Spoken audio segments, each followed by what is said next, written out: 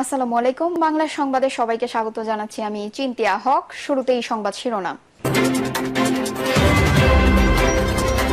যারা 5ই আগস্টের পর রাজনীতিতে এসেছে তারা নির্বাচন চায় না, বললেন আমির খসরু। এদিকে লুঙ্গি বিতরণ অনুষ্ঠানে বিএনপি দুপক্ষের হট্টগোল।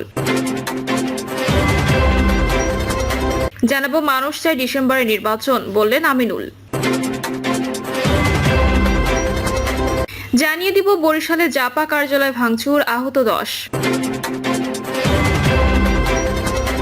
এবং সর্বশেষ জানাবো ইশরাকের শপথে ইসির ভূমিকা নিয়ে আদালত। এটাই ছিল লিটমাস টেস্ট, জাতীয় নির্বাচন কিভাবে করবেন।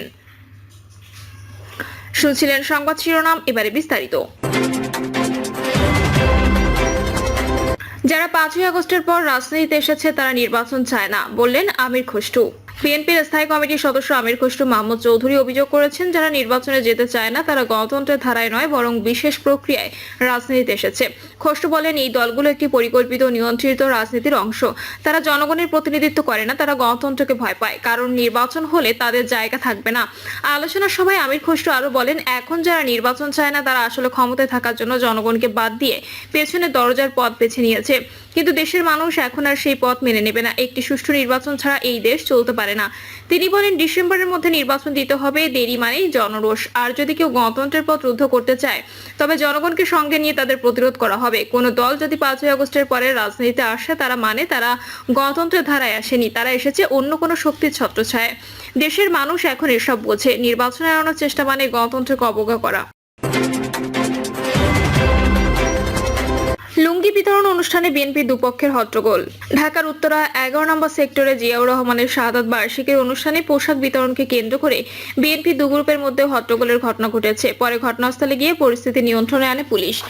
স্থানীয় সূত্রে জানা যায়, সকাল থেকে লুঙ্গি বিতরণ অনুষ্ঠানের আয়োজন চলছিল জিয়াউর রহমানের মৃত্যুবার্ষিকী উপলক্ষে। এরই মধ্যে 11:30টার দিকে সেখানে হট্টগোল বাধে। খবর পেয়ে ঘটনাস্থলে পুলিশ যায় ও পরিস্থিতি নিয়ন্ত্রণে আনে। এতে কয়েকজন আহত হয়েছেন, তবে সেগুলো গুরুতর নয়। ওসি হাফিজ জানান, পোশাক বিতরণী অনুষ্ঠানে বিএনপি দুই গ্রুপের মধ্যে উত্তেজনা ছিল।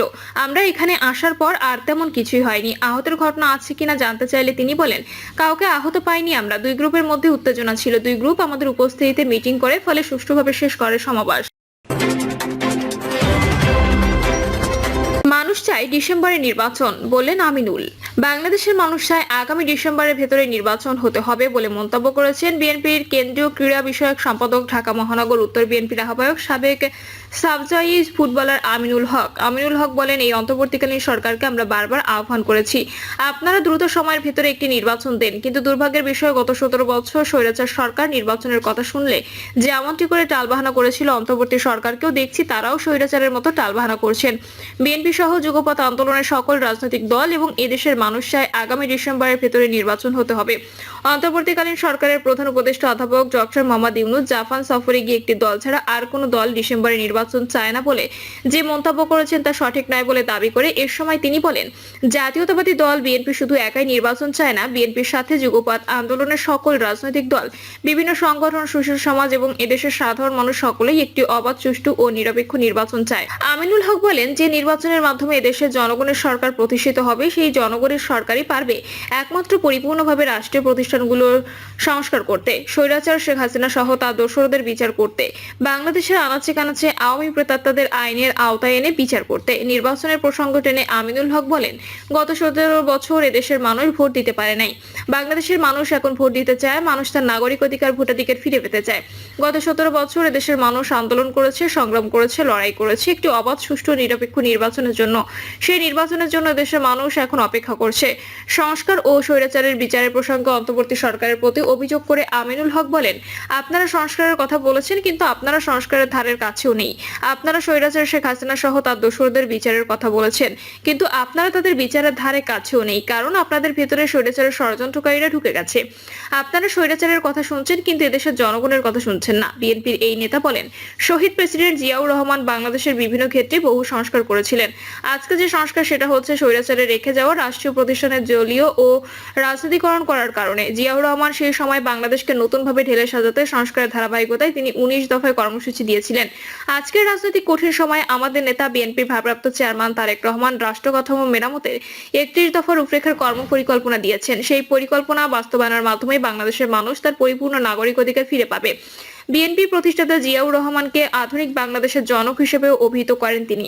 বিএনপির এই নেতা বলেন, আমরা শহীদ প্রেসিডেন্ট জিয়াউর রহমানের আদর্শকে বুকে ধারণ করে তিনি যেভাবে সাধারণ মানুষের পাশে থেকে কাজ করেছেন, আমরাও ঠিক একইভাবে এই দেশের মানুষের পাশে থেকে দেশের মানুষের জন্য কাজ করে যাব। বরিশালে জাপা কার্যালয় ভাঙচুর, আহত 10।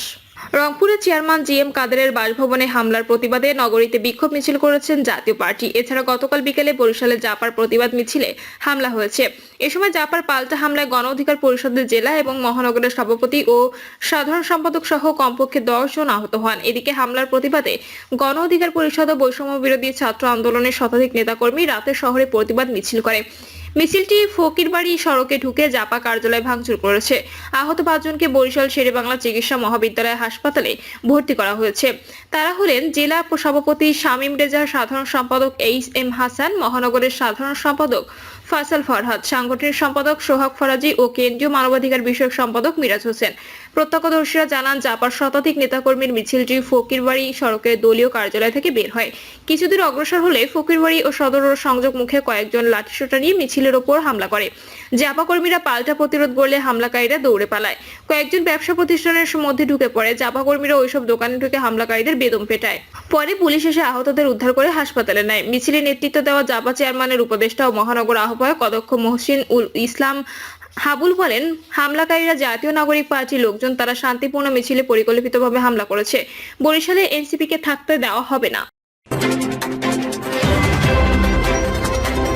ইশরাকের শপথে ইসির ভূমিকা নিয়ে আদালত, এটাই ছিল লিটমাস টেস্ট। জাতীয় নির্বাচন কিভাবে করবেন? বিএনপি নেতা ইশরাক হোসেনকে ঢাকা দক্ষিণ সিটি কর্পোরেশনের মেয়র হিসেবে শপথ পড়ানো নিয়ে নির্বাচন কমিশনের ভূমিকায় উৎসাহ প্রকাশ করেছেন সর্বোচ্চ আদালত। ইসির আইনজীবীর উদ্দেশ্যে আপিল বিভাগ বলেছেন, জুলাইয়ের পরও তো সিস্টেম ঠিক হয়নি, এটাই ছিল লিটমাস টেস্ট। আগামী জাতীয় নির্বাচন কিভাবে করবেন? নির্বাচন কমিশন তার সাংবিধানিক দায়িত্ব সঠিকভাবে পালন করতে পারেনি। সংবিধান ইসিকে স্বাধীনভাবে দায়িত্ব পালনের যে ক্ষমতা দিয়েছে তা প্রয়োগ না করে শপথের বিষয়ে মতামতের জন্য কেন আইন মন্ত্রণালয়ে ফাইল পাঠালেন? ইশরাককে মেয়র হিসেবে শপথ পড়ানো হবে কিনা এ বিষয়ে সিদ্ধান্ত নেবে ইসি। প্রধান বিচারপতি সৈয়দ রেফাত আহমেদের নেতৃত্বাধীন আপিল বিভাগের 7 বিচারপতির পূর্ণাঙ্গ বেঞ্চ গতকাল এ সংক্রান্ত আবেদন নিষ্পত্তি করে পর্যবেক্ষণ সহ এ আদেশ দেন। পরে ইশরাকের শপথের ব্যাপারে ইসি সাংবিধানিকভাবে সিদ্ধান্ত নেবে বলে আদালতকে জানিয়েছেন আইনজীবী ইয়াসিন খান। আদালতে ইশরাকের পক্ষে ছিলেন ব্যারিস্টার এ.এম. মাহবুবউদ্দিন খোকন, রিটকারীর পক্ষে আইনজীবী ছিলেন মোহাম্মদ হোসেন। এদিকে আপিল বিভাগের পর্যবেক্ষণ প্রকাশ না হওয়ায় ইশরাককে মেয়র পদের শপথ পড়ানো হবে কিনা তা নিয়ে দুপক্ষের আইনজীবীর মধ্যে মতদ্বৈধতা দেখা দিয়েছে। রিটকারীর আইনজীবী মোহাম্মদ হোসেন বলেছেন, সর্বোচ্চ আদালত বিষয়টি নিষ্পত্তি করে দিয়েছে, তাই ইশরাককে মেয়র ঘোষণা করে ইসির জারি করা গেজেটের আর কার্যকারিতা নেই।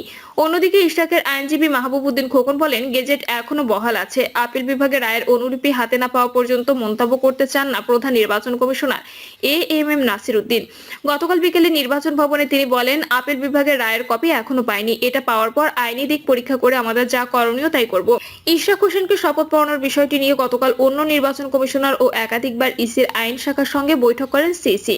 সরকার আদালত অবমাননা করছে দাবি করে বিএনপি নেতা ইশরাক হোসেন বলেছেন, শপথ পড়ানোর শেষ সুযোগ দেওয়া হচ্ছে, অন্যথায় কাল থেকে কঠোর আন্দোলন। টানা 16 দিনের আন্দোলনে গতকাল দুপুরে নগর ভবনের সামনে আন্দোলনে যোগ দেন ইশরাক। গত 14 মে ঢাকাবাসীর ব্যানারে আন্দোলনের নামে সিটি কর্পোরেশনের কর্মচারী ইশরাকের সমর্থক সহ বিএনপি নেতাকর্মীরা। মাঝে 48 ঘন্টার বিরতির পর আবার কর্মসূচি চলছে।